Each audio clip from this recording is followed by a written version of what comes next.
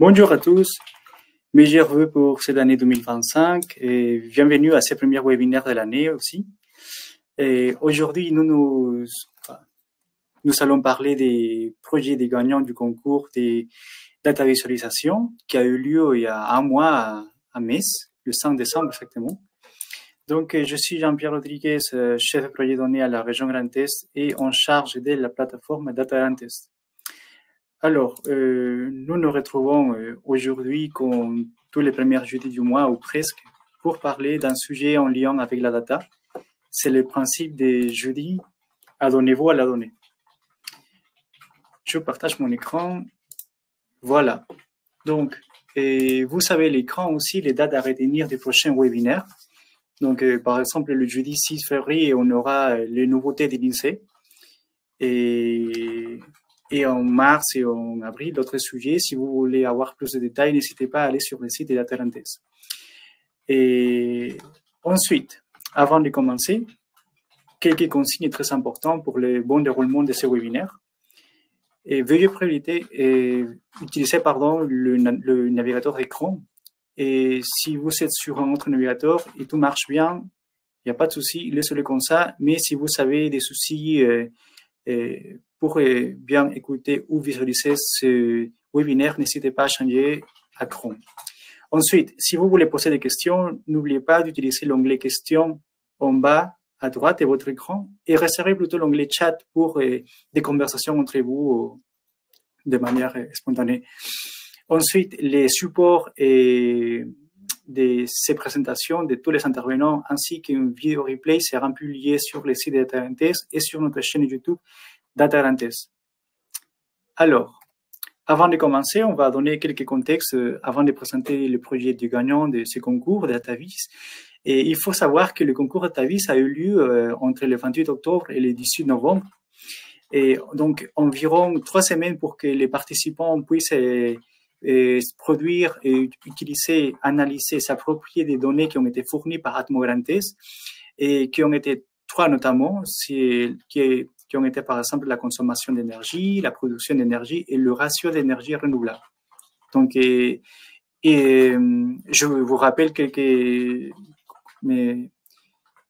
consignes du règlement. Ils n'ont pas été obligés à utiliser toutes les données.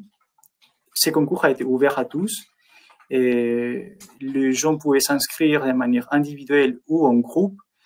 Et simplement, il fallait respecter qu'il fallait utiliser uniquement les données qu'on avait fournies et il ne pouvait pas ajouter des données ou des couches supplémentaires. Donc voilà le règlement à l'écran que vous savez. Et je passe ensuite au programme de ce webinaire d'aujourd'hui. Donc, on va commencer par le prix coup de cœur qui sera présenté par Vincent Livol et Adrien Sbourg qui font partie du groupe Dynamo 52. Ils vont nous présenter par une vidéo leur travail qui s'appelle Au Menu. Ensuite, le prix spécial du jury qui sera présenté par Loïc Donot et qui va parler de la production d'énergie renouvelable et consommation d'énergie entre 2019 et 2022 dans les CPCI de la région Grand Est. Donc ici, Loïc nous entend. Je vous laisse vous présenter en quelques mots.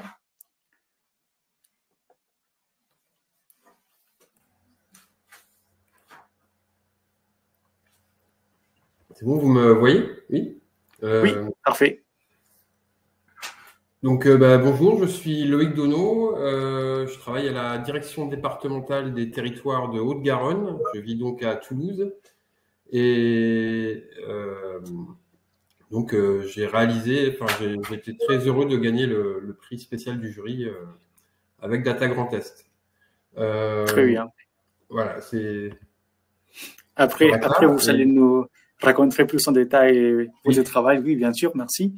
Le troisième prix a été remporté par Abigail Rabinovich et son travail a été nommé les énergies renouvelables dans la région Grand Est, une production polarisée. Pardon.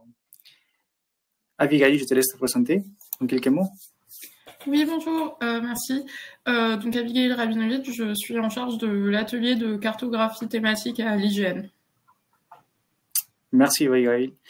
Et ensuite, on a eu comme deuxième prix l'Aguram, l'agence d'urbanisme, qui a présenté un travail qui s'appelle Où on est en la production en 2022, réponse d'Aguramian.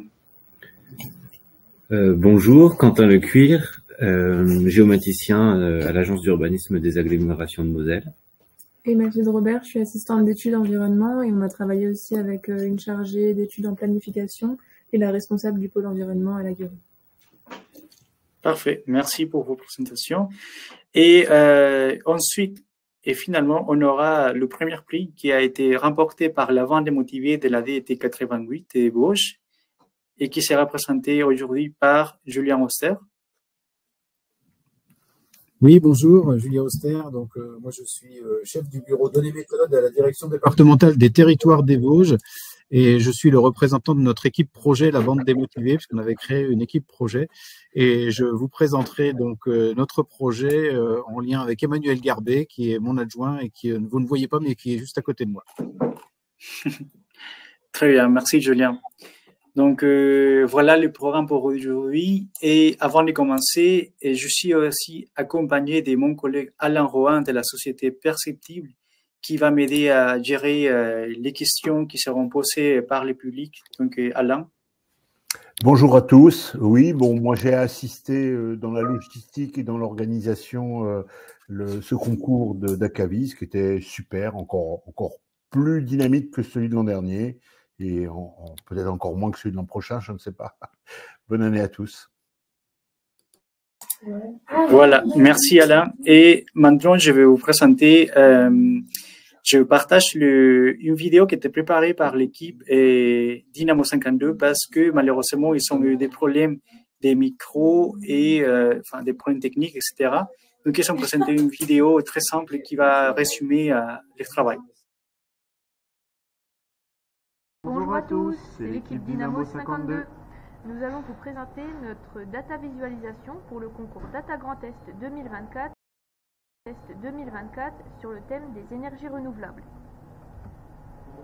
D'un côté, Vincent Liébaud, 30 ans, chargé de mission développement touristique.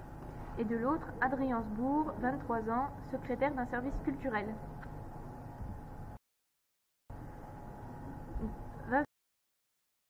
Vincent s'est occupé du traitement des données avec le logiciel Excel, donc après sa réception début novembre. Et après ce traitement, nous avons décidé de faire un parallèle entre les spécialités énergétiques des territoires et les gastronomies locales.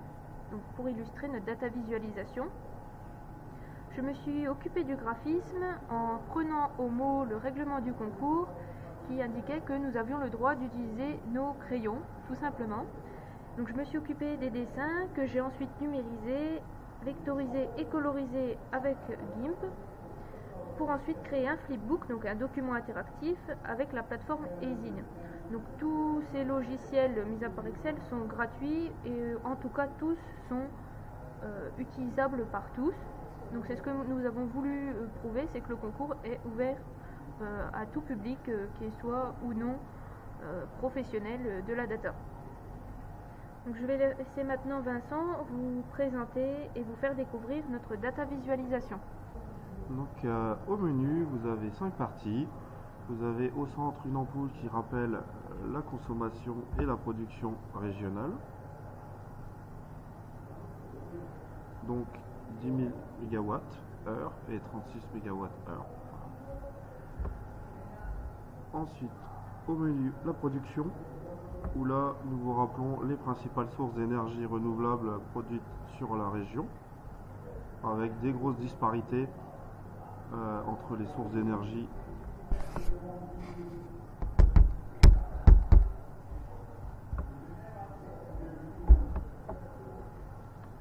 Ensuite, au niveau des spécialités, donc, nous avons représenté les productions d'énergie renouvelable par département.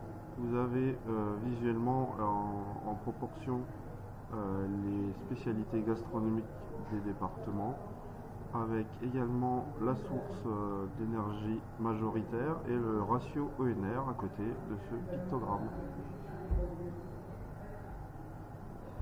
Et consommation. Dans les consommations, vous voyez qu'il y a 4 départements qui consomment le plus sur le Grand Est. à savoir la Moselle, la Meurthe-et-Moselle et les 2 départements de la communauté européenne d'Alsace. Et vous avez sur le visuel donc la consommation d'énergie globale et le pourcentage d'énergie UNR dans cette consommation. Le plus important, le local.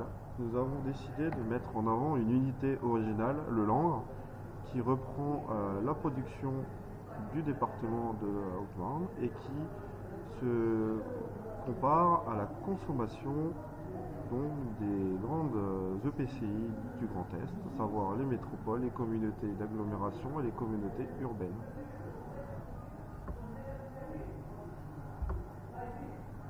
Pour finir, nous avons souhaité mettre en place un Energy Score qui reprend la moyenne régionale en termes de production et de consommation, et savoir au niveau des groupements de communes du Grand Est, savoir qui était plutôt dans la moyenne, au-dessus de la moyenne ou en retard. À savoir que dans la logique de cet outil, nous avons souhaité donc mettre en avant ceux qui produisaient plus que ce que représente la moyenne régionale au niveau local. Et de l'autre côté, vous avez au niveau des consommations, donc si vous êtes vert, c'est que vous avez fait des efforts au niveau de la consommation, c'est-à-dire qu'il y a eu une réduction par rapport aux données que nous a fournies Data Grand Est. Merci beaucoup de votre attention et à bientôt. Voilà, ça a été la présentation des Dynamo 52. N'hésitez pas à poser les questions sur l'onglet questions, pardon, en bas à droite.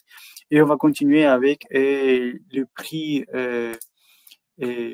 spécial du jury qui a été remporté par Loïc Donneau. Donc, je laisse la parole à Loïc Donneau pour sa présentation. Oui, rebonjour. J'ai oublié de vous souhaiter mes vœux, donc meilleurs vœux à tout le monde. Je vais faire un partage d'écran comme je l'ai fait tout à l'heure dans le test. Voilà, donc je vais vous présenter, je vais essayer de vous présenter le travail que j'ai réalisé pour le concours. Il s'agit d'une page web composée de 3 représentations graphiques qui sont commentées, donc dans la partie droite ici. Et le degré d'urbanisation des EPCI, donc qui était l'attribut forme dans les données qu'on nous a fournies, est mis en avant dans chacun des graphiques de cette page. Donc le premier graphique, qui est le plus spectaculaire de la présentation, essaye de présenter sous forme de flux les énergies renouvelables depuis leur création jusqu'à qui les consomme, enfin en passant par qui les consomme jusqu'à comment ces énergies sont consommées. Donc, les données ne précisaient pas en détail la répartition, la consommation d'énergie renouvelable. C'est-à-dire qu'on a une consommation d'énergie totale à la droite du graphique. On peut constater, en passant la souris sur différents éléments, ce graphique permet de voir la répartition, comment sont produites, par exemple, on a au centre le détail des données, le détail de production et vers quel vecteur comment sont utilisées ces énergies renouvelables. Pardon. Et si on regarde le graphique, par exemple, si je passe sur l'urbain, on peut voir notamment, grâce à ce graphique, la part des énergies renouvelables à gauche produites. Donc, leur part par rapport, on voit que c'est une part minime par rapport à la consommation globale des énergies. C'est-à-dire que à gauche, voilà, on voit bien que c'est une part assez faible en fait. Je continue.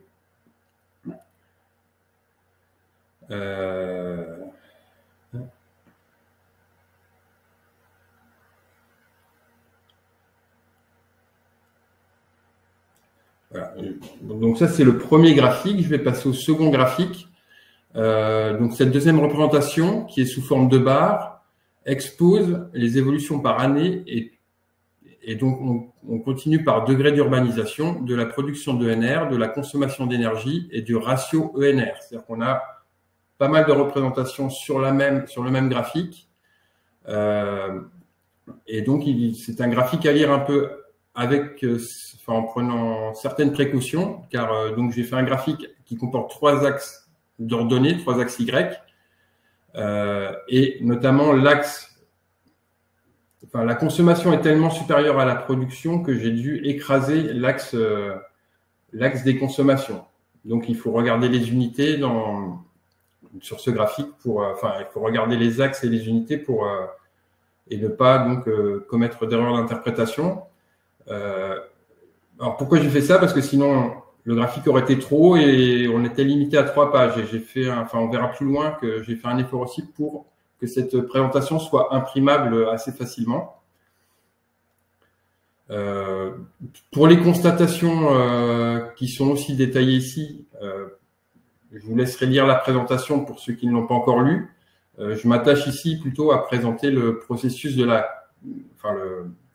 forme plus que le fond de la présentation. Le 3e graphique, donc il exprime pour chaque EPCI en 2022 le rapport entre la population et le ratio ENR. Donc on retrouve les mêmes couleurs que précédemment pour signaler le degré d'urbanisation. Donc ce graphique est décomposé en 2 parties. Et la partie droite, c'est un zoom sur la partie dense du premier graphique. Donc c'est pareil, on peut en tirer certaines conclusions. Donc les conclusions que j'ai tirées sont dans le bas du graphique, sont sous le graphique, pardon. Et donc pour les présentations, et c'est pareil, sur chacun des graphiques, je suis désolé, j'ai oublié, mais en survolant, donc on a des informations pour chaque EPCI, la population de l'EPCI, son siège et le ratio ENR.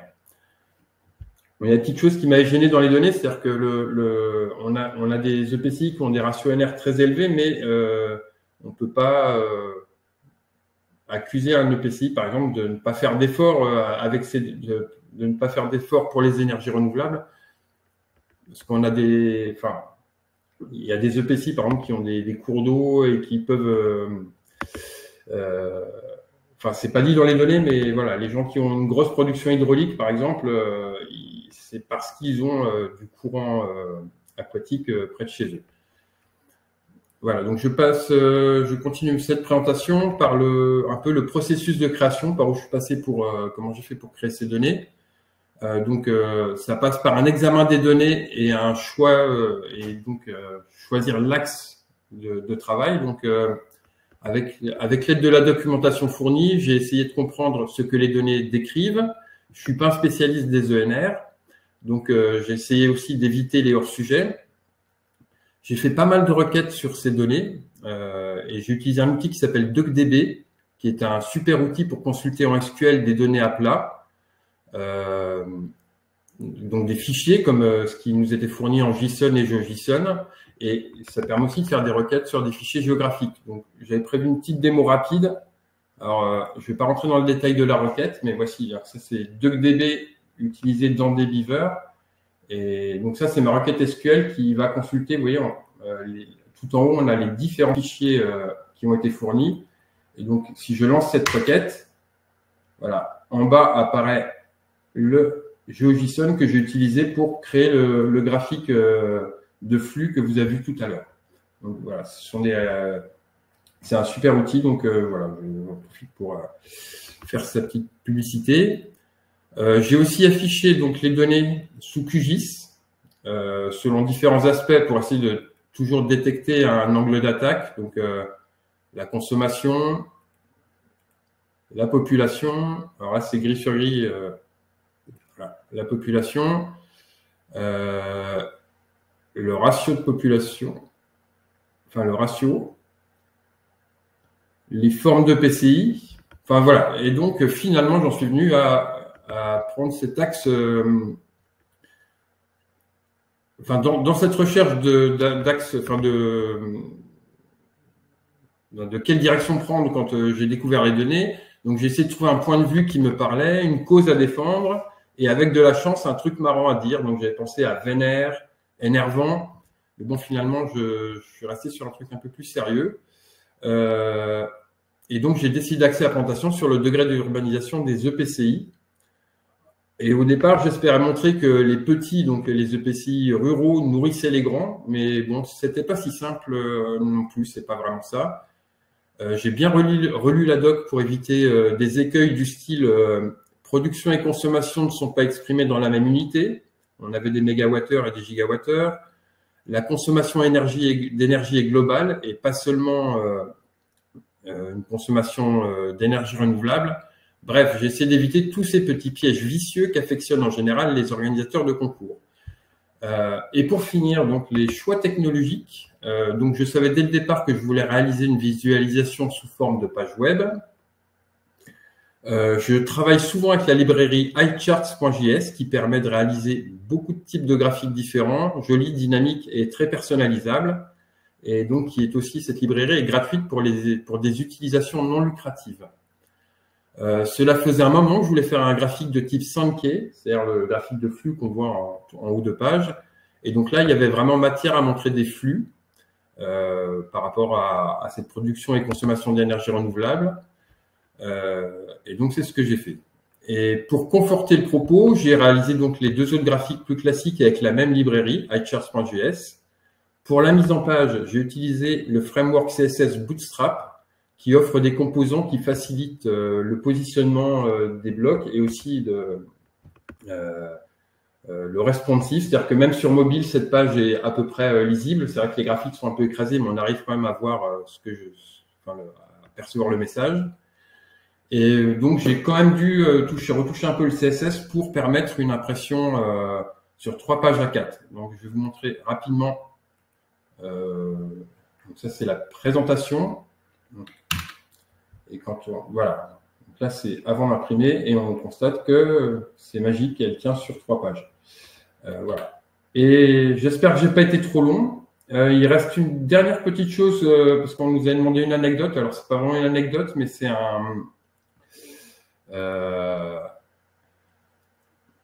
c'est plutôt une anecdote technologique, c'est-à-dire que faut que je retrouve où je l'ai mis.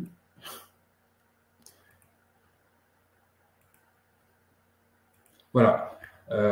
Donc cette librairie iCharts, je l'utilise aussi dans QGIS, c'est-à-dire que QGIS permet d'intégrer des pages HTML dans les mises en page. Et donc on a créé chez nous là, on est en train de créer un atlas des EPCI justement. Alors il y a des ENR mais pas que. Et donc ça permet d'insérer de jolis graphiques dans des mises en page QGIS. Voilà. Donc, je vous montre un exemple pour la communauté de communes du Volvestre. Donc je passe rapidement, mais voilà, donc toute une série de graphiques. Ce sont des pages HTML insérées dans une mise en page QGIS. Voilà. J'en ai terminé. Merci de votre attention et encore une bonne année. Merci Loïc, très intéressant, assez technique. Hein, on voit déjà que c'est un travail où vous savez utiliser pas mal d'outils différents. Une première pour faire les analyses des bases de données, DACDB, etc. Et après, pour la mise en page, ce qui a produit un travail avec une qualité graphique très, très bonne, comme iCharts. Et on a des questions, il me semble. Alors, c'est des questions de Pierre Mackinston. Quel outil pour assurer la mise en page du projet? Je pense que c'était justement pour la mise en page iCharts que tu viens de dire, Loïc, si je ne me trompe pas. Disons que c'est une page web. Donc, alors la mise en page globale, c'est comme c'est du HTML, la mise en page est gérée par des feuilles de style, du CSS. Et donc, Ce que je disais, c'est que j'ai utilisé une librairie qui s'appelle Bootstrap, qui est vraiment très utilisée. J'ai ajouté un thème un peu sketch pour avoir, sketch un peu croquis, que j'ai trouvé et qui permet d'avoir un style un peu plus fait à la main. Et parce qu'il y a toujours l'idée dans ces concours de se rapprocher du crayon de couleur. Donc moi, je sais pas dessiner, mais j'essaye de dessiner de donner un aspect un peu fait à la main, même si c'est pas totalement réussi, mais voilà. Et donc la mise en page, elle est assurée par cette. Bon, c'est du HTML avec du style, et puis après pour l'impression, on peut dire à une page web en passant certaines instructions de comment elle doit se comporter lorsqu'on est en mode impression. Ok. Voilà. Je ne sais pas si je réponds à la question, mais j'ai essayé. Oui. Et une deuxième question, est-ce que vous pouvez rappeler le nom de l'extension de QGIS que vous avez utilisé? J'utilise pas d'extension de QGIS, c'est-à-dire que QGIS, dans ses mises en page, permet d'insérer des pages HTML, mais c'est nativement.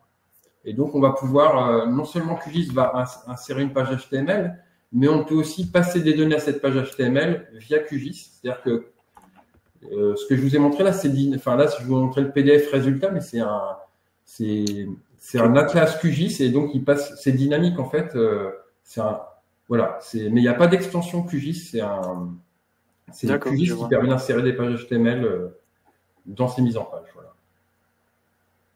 Parfait, très intéressant. Bon, on continue parce que oui. Je mets il y a une question que je vois à mon écran là. Oui, de Quentin, je pense que vous pouvez la répondre après.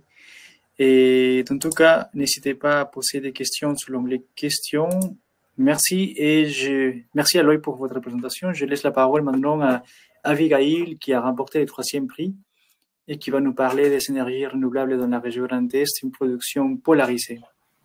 Bonjour, je vous partage mon écran tout de suite. Comme je l'ai mentionné un peu plus tôt, donc Abigail Rabinovitch, j'anime une entité au sein de l'IGN qui s'appelle l'atelier de cartographie thématique.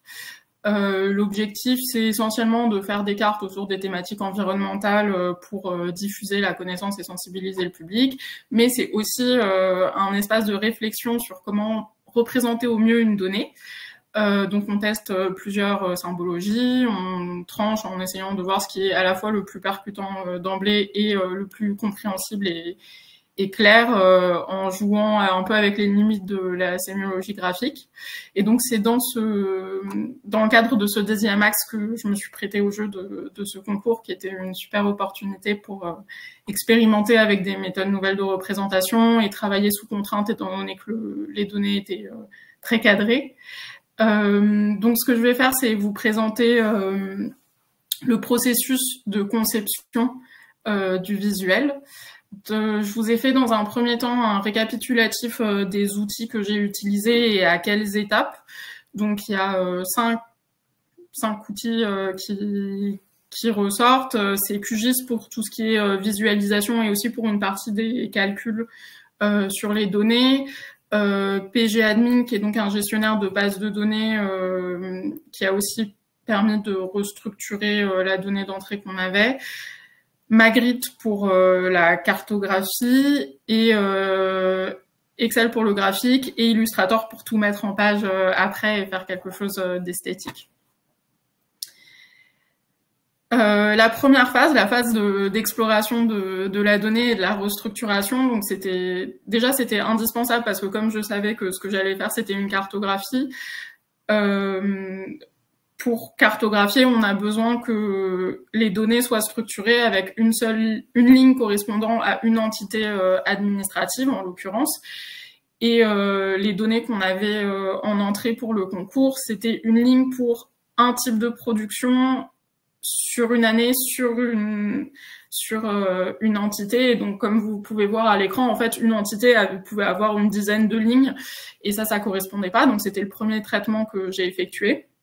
C'est aussi une phase qui est très importante parce que, typiquement, avant de vraiment plonger dans le jeu de données, le visuel que j'avais en tête, c'était plus quelque chose comme ça. Donc, quelque chose par cercle proportionnel avec encore de l'utilisation de couleurs ou de contours pour montrer des variables supplémentaires. Et en fait, en le testant sur le jeu de données, ça ne fonctionnait pas du tout parce que il y avait une variabilité très importante dans les quantités de NR produites et que du coup pour la moitié des EPCI les données devenaient complètement illisibles. Mais c'est quand même une étape qui a permis de dégager des grandes tendances, étant donné que là, on repère déjà qu'il y a 2 grands pôles de production au sein de la région. Et du coup, cette analyse, même si la tentative visuelle initiale était un peu à jeter, c'était une étape importante qui a permis d'envisager un autre type de représentation qui du coup était une carte de chaleur. Celle-ci, elle a été produite, donc je disais, avec Magritte, qui est un outil de très bonne qualité de cartographie en ligne, complètement gratuit, qui est développé par un labo de recherche. Donc, on rentre ses paramètres, etc. Et puis, il crée le visuel. Je l'ai repris sous Illustrator. Et donc, ça me donnait cette première partie de la planche finale. Mais je trouvais que ça manquait encore d'informations, que je voulais pas représenter qu'une seule chose. Et au moment des études initiales, j'avais aussi fait du coup des calculs d'évolution. Donc là, vous voyez les centroïdes des EPCI. En vert, c'est quand la production d'ENR a augmenté entre, alors je me souviens plus des années qu'on avait, 2019 et 2022. Et en rouge, c'est quand ça a diminué. Et ce qui est intéressant, c'est que on retrouve déjà une zone qu'on avait identifiée sur la première représentation et qui, du coup, les deux informations semblent intéressantes à co-visualiser.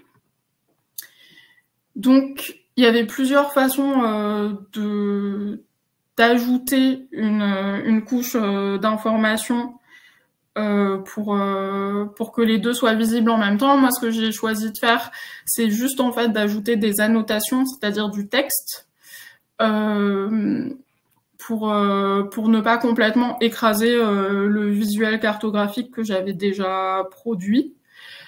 Et là, on a déjà des choses un peu intrigantes qui ressortent. Donc, il y a ce que je viens de mentionner sur le fait que sur ce pôle très important de production, on voit que c'est quand même en diminution de 22%, ce qui n'est pas complètement anecdotique non plus. Et un chiffre qui est encore plus étonnant, c'est ici sur le pays de Montmédy, on voit une augmentation de plus 372 sur une zone qui, pourtant, sur la carte, ne semble pas être un pôle de production à l'échelle régionale. Et du coup, et il y a aussi, excusez-moi, il y a aussi 3 autres points sur la carte où on approche de plus 100% d'évolution, donc ça veut quand même dire une production doublée, et qu'on interprète comme des EPCI qui ne rayonnent pas par ça au niveau régional, mais qui localement sont quand même vraiment engagés dans l'ENR, dans les ENR. Et c'est pour ça que j'ai choisi d'ajouter du coup le graphique à côté qui permet d'expliquer ces chiffres un peu surprenants et de mettre en évidence que du coup les augmentations, c'est bien des petits producteurs, mais des petits producteurs qui s'engagent beaucoup. Et les diminutions, c'est les très gros producteurs qui ralentissent, mais tout en restant des producteurs principaux, étant donné le point de départ initial. Donc voilà, et l'ajout de ces différents niveaux d'information, ça permet de, les visuels se complètent l'un l'autre et j'espère s'explicite au maximum. Et c'était ça la démarche. Du coup, je laisse place aux questions. Merci Abigail. Pareil, très intéressant aussi ton travail. Et on connaissait, moi personnellement, je ne connaissais pas l'outil Magritte. Je viens de voir que c'est un outil qui a été travaillé, qu'on construit peut-être avec le CNRS, si je dis pas de bêtises. Donc, est-ce que tu trouves qu'il y a des limitations par rapport à cet outil en termes d'exportation? On est capable de l'exporter sous quel format? Image, PNG, PDF ou ils produisent aussi des formats vectoriels? Tu connais un petit peu cet outil? Alors, je l'utilise assez rarement. J'ai déjà fait des tests dessus, mais c'est surtout là, dans le cadre du concours, que j'ai vraiment fait quasiment tout le visuel avec. il prend beaucoup de formats de données en entrée. Donc ils ont déjà en stock un certain nombre de fonds de cartes vectoriels, donc on peut venir juste avec des fichiers tableurs et faire les jointures dans l'outil. Et à l'export de mémoire, on peut avoir donc soit du vecteur tout simple type SVG, soit des fichiers géographiques comme du shapefile ou du GeoJSON, je sais plus exactement. Mais ce qui veut dire qu'on peut le retravailler ensuite, enfin repasser dans un SIG et retravailler avec. Et il y a beaucoup de types de représentations qui sont proposées. Là, moi, ce que j'ai pris, c'est donc ce qu'ils appellent la carte lycée. Mais il y a beaucoup d'autres choses. Et notamment, je trouve que, par exemple, sur les cartes de chaleur, sur des outils SIG, parfois c'est très opaque les paramètres et on n'a pas vraiment la main dessus. Et là, pour le coup, on peut choisir la méthode de transformation, on peut choisir, on peut donner du poids au champ sur lequel on veut travailler. Donc, on est un peu plus, on a un peu plus la main sur ce qu'on fait. Et c'est ça qui a été intéressant. D'accord. Ok, très bien. Merci pour nous avoir partagé votre expérience avec cet outil et bravo encore une fois pour le travail et le 3e prix. Félicitations. Merci. Donc, merci. Maintenant, je passe au 2e prix qui sera présenté par l'Aguram et qui vont nous présenter où on est la production en 2022. Donc, je vous laisse partager votre écran, allumer vos caméras et micros, l'équipe de l'Aguram, et nous présenter votre travail. Merci. Bonjour à tous et bonne année. Donc, on va vous parler de notre participation au concours Data Visualisation de 2024 qui portait sur les énergies renouvelables. Tout d'abord, je vais rapidement parler de l'Aguram ainsi que de l'équipe qui a participé au concours. Et donc, l'Aguram, qu'est-ce que c'est? C'est l'agence d'urbanisme des agglomérations de Moselle, qui a une empreinte territoriale assez forte, en particulier sur la Moselle et un peu à la Meurthe-et-Moselle. Ça concerne environ 1 million de personnes par rapport à toutes les collectivités territoriales avec lesquelles on travaille. Ça fait 50 ans qu'elle existe et nous sommes environ, je dis environ parce qu'on est en train de recruter des personnes, 28 employés. On fait partie du réseau d'agences 7Est, qui est le réseau des agences d'urbanisme de tout le Grand Est. Il y en a une à Reims, à Châlons, à Longwy, à Metz, Nancy, Strasbourg et Mulhouse. Et on fait évidemment partie de la Fédération nationale des agences d'urbanisme. L'agence est composée de différents pôles et traite différents sujets qui sont à l'écran, mais en particulier celui qui nous intéresse aujourd'hui, c'est l'environnement, qui s'appelle le pôle environnement, énergie et climat. L'équipe qui a participé à ce concours, c'est Alexia qui n'est pas ici présente, qui est une chargée d'études en projet urbain et observation, Mathilde, ma camarade à ma gauche, qui est une assistante d'études en environnement et paysage, Marion Suer qui est la responsable du pôle environnement, énergie et climat, et donc c'est elle qui a, on va dire, avait le savoir sur ce qui concerne les énergies renouvelables, et moi-même, géomaticien et administrateur SIG. Pardon. Très bien. Donc ensuite, on va parler de notre réflexion sur les données du concours. Et je vais laisser ma camarade parler. Je vais vous présenter la visualisation. Donc, on avait axé sur la production d'énergie renouvelable en 2022. Donc, en termes d'introduction, on avait représenté par un graphique la part de chaque énergie renouvelable produite sur le territoire du Grand Est. Et puis ensuite, lié à la carte, donc on a créé une carte avec un fond de ratio par EPCI, donc avec le ratio représenté pour chaque EPCI, et par-dessus, on a un pictogramme qui représente la part de l'énergie représentée dans la production totale d'énergie renouvelable de l'EPCI. Et donc, on a choisi de faire apparaître que les énergies qui représentaient plus de 50% en tout des énergies renouvelables de l'EPCI. Et donc, ce qu'on a trouvé intéressant en faisant cette carte, c'est qu'on pouvait un peu voir le paysage à travers cette carte du Grand Est, le paysage de l'énergie renouvelable. Donc, notamment avec la vallée du Rhin, par exemple, on voit tous les pictogrammes d'hydraulique renouvelable. quand on voit les pictogrammes du bois, en général, c'est au niveau des PNR, donc le bois énergie. Et puis, on peut aussi distinguer les plaines de la Champagne-Crayeuse où on a les pictogrammes d'éoliennes. Donc, après cette carte, on a voulu voir qui étaient les meilleurs producteurs dans le Grand Est. Donc, on a réalisé un top 3 qui est aussi relié à la carte. Et on s'est rendu compte aussi que les meilleurs producteurs n'avaient pas forcément un ratio élevé. Et ensuite, du coup, on a voulu voir par rapport à ça si la charge de production était bien répartie. Et on s'est rendu compte que non, puisque seulement 10% des EPCI assurent la production de 40% d'énergie renouvelable de la région. En rapport avec la charge de production et la carte, on a voulu regarder s'il y avait des EPCI passifs, donc c'est ceux qui sont au-dessus de 100%, donc représentés en vert foncé sur la carte, et donc on en a 4. Et ensuite, on a classé, donc aussi pour réaliser la carte, les EPCI en différentes classes, donc en fonction aussi de la moyenne du Grand Est, qui est de 26%.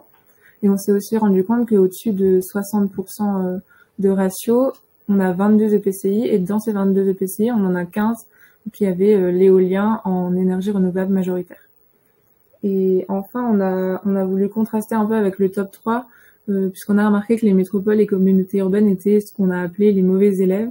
Donc en fait, même si par exemple la communauté urbaine du Grand Reims était deuxième dans le top 3 qu'on a réalisé en termes de production, toutes les métropoles et communautés urbaines ont un ratio très faible, qui peut s'expliquer puisque la consommation est plus importante que le reste du territoire, puisque les métropoles et communautés urbaines sont plus peuplées, mais du coup ça contraste avec le fait qu'elles sont de grandes productrices aussi.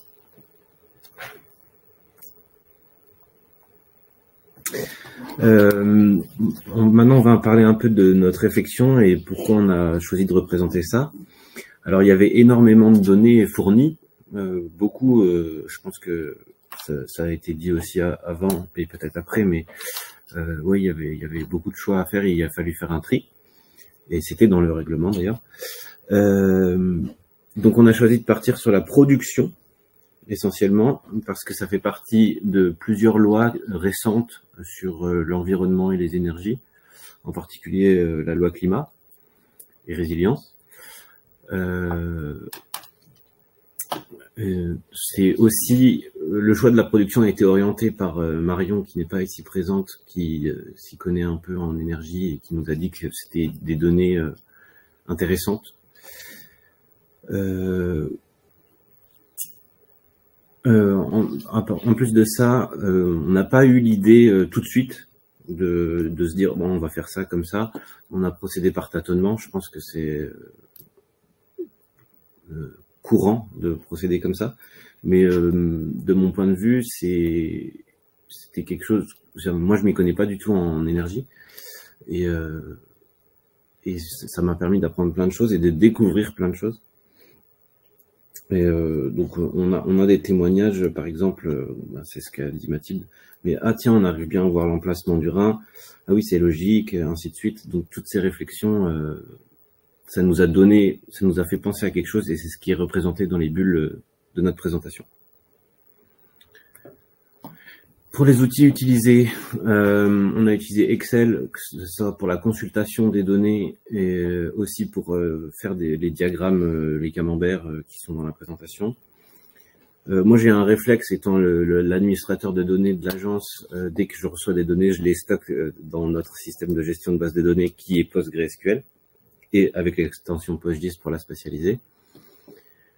Pour la représentation de la carte QGIS et la connexion avec Postgre se fait directement, ça marche très bien ensemble. Et pour la mise en page, faisant partie du pôle graphique et sujet de l'agence, on a accès à une licence Adobe Illustrator, donc on a choisi d'utiliser cet outil qui nous était directement accessible. Ah oui, merci de votre attention, mais je pourrais parler de quelques anecdotes, puisque c'était demandé. Alors, il y en a une que personne n'a parlé encore, mais c'est le fait que au départ, les données fournies avaient les latitudes et longitudes inversées. Alors, je suis pas tombé dans le piège, même si au tout début de la représentation, j'ai trouvé ça bizarre que tout était au large de la Somalie, mais ça va, ça a été corrigé après. Et autre anecdote personnelle, j'ai été surpris de me rendre compte qu'il y a des EPCI qui ont un ratio supérieur à 100, et je me demandais comment c'était possible. Mais du coup, la réponse a été fournie par mes collègues, et c'est que du coup, ils alimentent les EPCI autour. Et pour rappel, un ratio, c'est la production divisée par la consommation. Voilà. Merci. Merci à l'équipe de la Guran. Encore une fois, félicitations pour ces 12e prix du concours. Et oui, c'est vrai que ces questions de ratio, c'était quelque chose que pas mal de participants nous l'avaient demandé.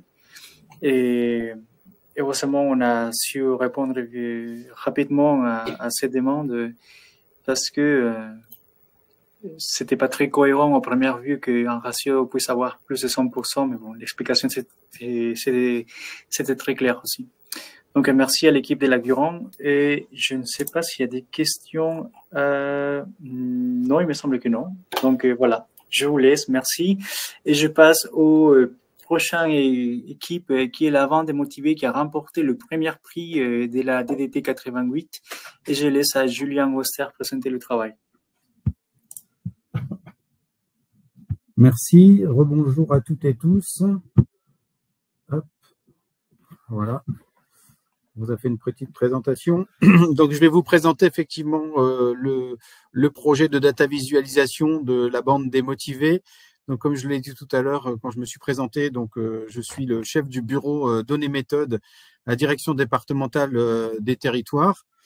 Et donc on a souhaité nous s'organiser pour participer à ce concours à travers une équipe pluridisciplinaire. Donc moi je vais vous parler plutôt de l'organisation qu'on a mis en place pour participer à ce concours, et puis je laisserai ensuite la parole à mon collègue Emmanuel Garbet qui vous présentera plus dans le détail notre projet et comment on a utilisé différents outils pour parvenir à notre data visualisation finale.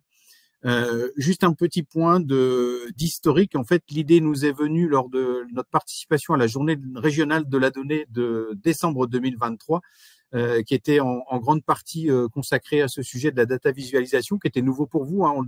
Pour nous, on le découvrait un petit peu à cette occasion-là, et il y avait la remise des prix justement du concours 2023, et on s'est dit pourquoi pas nous. Et donc, on a décidé, dans la perspective de s'inscrire au concours 2024, de créer une équipe pluridisciplinaire. Donc, le socle de notre équipe, ça a été le bureau données et méthodes donc de la DDT 88. Pour les plus perspicaces d'entre vous, vous aurez vu que le sigle bureau données méthodes BDM, c'est aussi celui de la Bande Démotivée. Voilà, ça explique pourquoi on a choisi ce nom pour notre équipe. Et puis on avait quand même un petit plus, c'est-à-dire qu'on s'est associé avec notre chargé de communication de la DDT, qu'on a associé le plus en amont possible à l'équipe projet, pour qu'elle puisse aussi, même si elle est intervenue plutôt en fin de processus, qu'elle puisse s'imprégner de notre projet de data visualisation. Donc on était une équipe assez nombreuse, hein, puisque nous étions 7 dans l'équipe. Donc Emmanuel Garbet, donc qui est mon adjoint et qui est le responsable du pôle méthode, qui lui a été le manipulateur, hein, dans le bon sens du terme, le manipulateur des données. C'est lui qui a mis les mains dans le cambouis des données qui nous étaient mises à disposition pour essayer de savoir ce qu'on pouvait en faire. Philippe, Dominique et Fred, ça a été nos traducteurs. C'est les 3 géomaticiens du bureau, donc ce sont eux qui ont eu ensuite la charge de traduire ce qu'on voulait dire, ce que les données disaient, donc à travers des cartes. David a été notre contributeur, c'est-à-dire que lui, il était la personne qui arrivait avec le regard neuf pour nous confronter aux différentes propositions qu'on a pu faire au sein de l'équipe projet. Et puis Justine, ça a été notre enlumineuse, c'est-à-dire que c'est elle qui a mis les dorures sur notre projet final pour faire en sorte qu'il soit le plus joli possible et qui réponde au canon de la data visualisation. Donc en fait, pour résumer, pour nous, ça a été vraiment une expérience collective extrêmement enrichissante et qui a permis de valoriser les compétences de chacun. Sur l'organisation que nous avons mise en place, On avait un temps contraint, bien évidemment, hein, c'était le but du concours, hein, c'était de produire quelque chose dans un délai relativement court, hein, 3 semaines, qui a été partagé donc entre des tâches individuelles en fonction des compétences et des expertises de chacun, et puis des temps de mise en commun, en sachant que les objectifs qu'on a recherchés à travers cette participation au concours, c'était de réaliser la data visualisation, hein, c'était notre premier objectif, en sachant qu'on voulait raconter une histoire, voilà, c'est-à-dire que on a cherché quelle histoire on pouvait raconter à travers cette data visualisation, hein, dans un format court là aussi, puisqu'on était contraint par ce format de 3 pages, de rendre compréhensible une partie des données qui étaient mises à notre disposition. Et puis, il y a un élément important aussi, on fait partie de la direction départementale des territoires, donc il y a le mot territoire, et comme dans les données qui étaient mises à disposition et dans l'intitulé du concours, c'était les EPCI, on a vraiment voulu regarder cette question des EPCI et d'essayer de territorialiser aussi un certain nombre d'éléments. Donc, l'objectif suivant, c'était de remettre le projet dans les délais, et puis de s'appuyer, donc encore une fois, sur les compétences individuelles et sur le collectif. Donc ça nous a donné cette frise temporelle. Donc le jour J, donc le 28 octobre, c'était la mise à disposition des données. Donc on était prêts, on était dans les starting blocks. Ensuite, on a eu un premier temps de réflexion. Donc chacun a regardé de son côté qu'est-ce qu'on pouvait faire de ces données. Et puis à J+8, donc on a eu un premier temps en commun. Où on a mis en commun les idées et où on a pris déjà un certain nombre de décisions. La première décision, c'était de n'utiliser qu'un seul jeu de données, celui de la production. La deuxième décision, c'était d'essayer de territorialiser les choses. Et puis la troisième décision, c'était de raconter une trajectoire, et notamment la trajectoire des EPCI en matière d'énergie renouvelable. Ensuite, on a eu à nouveau donc du travail personnel et des échanges par messagerie. Et puis à J+15, donc le 13 novembre, on a eu à nouveau une réunion où on a mis en commun les productions des premiers éléments de maquette et où on a commencé donc le travail de mise en forme. Et puis à J+17, on a finalisé notre projet donc pour pouvoir le rendre dans les délais. Et vous voyez qu'à J+8, on était euphorique. À J+15, on a commencé déjà à être un petit peu dans le rouge. Et à J+17, la batterie était presque à plat. Donc, on était heureux d'arriver collectivement à la mise en œuvre de ce projet. Et donc, je laisse la parole à Emmanuel Garbet pour vous raconter un peu plus les aspects techniques. Oui, donc,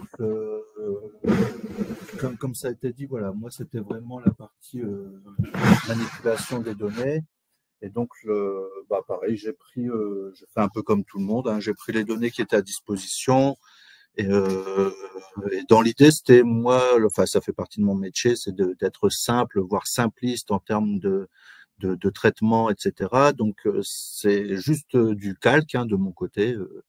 Juste du LibreOffice Calc, et puis du croisement de données, des calculs de tendance, etc. Et puis, comme beaucoup, on est parti, je suis parti de l'incompréhension du ratio ENR, en me disant, mais comment ça se fait qu'on a des ratios qui soient supérieurs à 100%? Je comprenais pas, j'ai échangé avec mes collègues. Et puis, c'est là où on a vu, en fait, que c'était pas juste la production sur la consommation. Et du coup, je me suis dit, tiens, si je reste là-dessus, si je produis plus que ce que je consomme, je suis autonome. Et du coup, je me suis dit, comment je peux savoir quel territoire va être autonome et surtout quand il sera autonome. Et donc, c'est là-dessus où on est parti. Et donc, j'avais calculé des moyennes de tendance avec les 4 années qui étaient fournies pour chaque EPCI.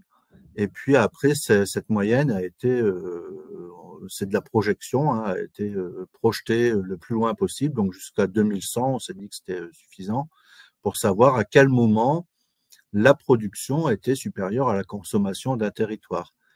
Et donc pareil, une fois qu'on arrive au bout, il y a des territoires où ça se passe, hein, il y a bien un moment où ça se croise, et puis d'autres où ça se croise pas, et là, en revérifiant les données, on voit qu'il y a des territoires qui n'ont pas forcément des tendances à la baisse pour leur consommation ou des tendances à la hausse pour la production.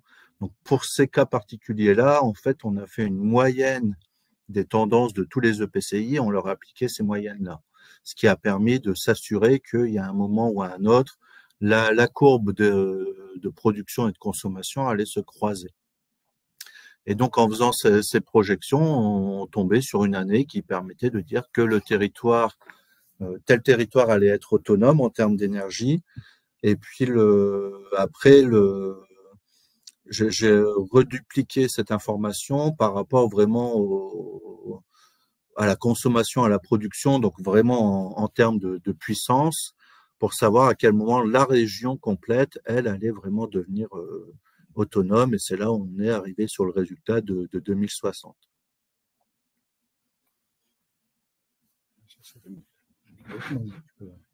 Pour l'anecdote. Ok, donc pour l'anecdote, bah voilà, ça a été un peu dit, c'est cette incompréhension de ratio qui a vraiment guidé. Il me semble qu'il y a des problèmes de connexion avec Julien Oster. On vous a perdu un moment.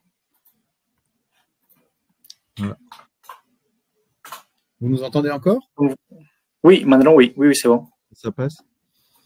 Ok, donc oui, cette incompréhension, voilà, comme je disais, moi j'ai croisé beaucoup d'informations pour savoir vraiment ce que ça pouvait raconter, dire qu'est-ce qu'on élimine, qu'est-ce qu'on garde, qu'est-ce qui est intéressant, qu'est-ce qui est moins intéressant. Et c'est vraiment cette incompréhension du ratio qui a vraiment amené au choix de l'histoire qui allait être racontée et qui a convenu à tout le monde dès qu'elle a été présentée. Donc tout le monde était d'accord sur OK, on va vraiment indiquer à quel moment le territoire, enfin chaque territoire est autonome et à quel moment la région est autonome au niveau énergétique. Et puis le petit plus, ben voilà, c'est notre petite mascotte qui effectivement, qui lui effectivement racontait l'histoire qui était le fil rouge des 3 pages qui ont été produites. Paradoxalement, vous ne nous avez pas montré votre réalisation de votre présentation. Bon, nous, comme elle est à disposition sur le site, on s'est dit. D'accord, ok. Bon, pour tous les auditeurs, allez voir cette belle réalisation sur le site de Data Grand Est, parce que sinon vous manquez quelque chose de meilleur, quoi. C'est vrai. Bon. Et merci Julien, merci à la direction départementale des territoires des Vosges 88 et bravo encore une fois pour cette première prix. Félicitations. Et donc avec vous, on finit la présentation de ce webinaire d'aujourd'hui. Et merci à tous de nous avoir accompagnés pour ce premier webinaire de l'année. Et n'oubliez pas qu'il y aura un prochain webinaire en février. Donc j'espère vous revoir bientôt. Donc, merci à tous et